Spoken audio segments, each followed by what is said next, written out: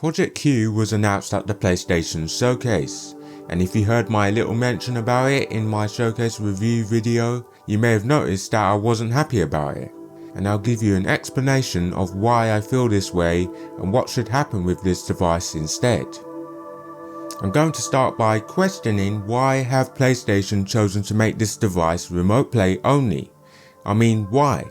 We have our mobiles, iPads, tablets. Some of us even still have a PS Vita, which was the last device by PlayStation that did remote play on the PS4. Speaking of which, is also a remote play device for the PS5. So what's the point if remote play is the only option and we have so many devices already? If Project Q did not just have remote play, then it would make sense.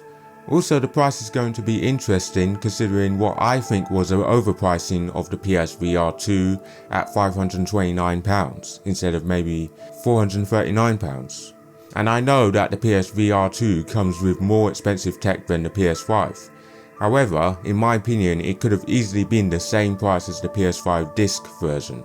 But it would be interesting to see the price of the Project Q, and I hope they choose the price wisely, because if the PlayStation priced the device at a price point which is higher than the Nintendo Switch, which at least is a fully fledged console, then it's just another cash grab from Sony because the Project Q does only one thing, whereas the Switch can do multiple things. However, if I was in charge, I would think differently, and these are the features I would implement in Project Q. The first feature is cloud gaming. This is what they can use to compete against Xbox Game Pass, because Xbox don't have a device like Project Q and instead rely on the mobile devices, controllers and other accessories. Project Q can allow for PS Premium streaming and remote play as an option, and that would be a game changer considering the increasing library of PS classics. And while I disagree and prefer backwards compatibility via emulation, it's still better to do that than having Project Q being a device that can do exactly everything our everyday devices can do. Also, we should get PS Vita games on this device, considering the Vita had some great underrated games, like Uncharted Golden Abyss, which is a prequel to Drake's Fortune, and it hasn't got a console port unfortunately, but why not add it as a cloud version on the Project Q, and maybe even for the PS5 and PS4.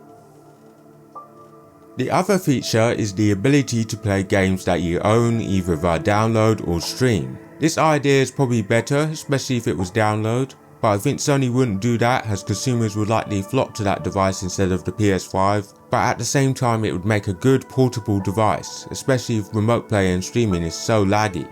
However, download would mean the Project Q device would have to have PS5 grade components, and Sony is probably not willing to follow Microsoft into creating a Series S type console that can play PS5 games but is less powerful, so I think they would likely choose the streaming option.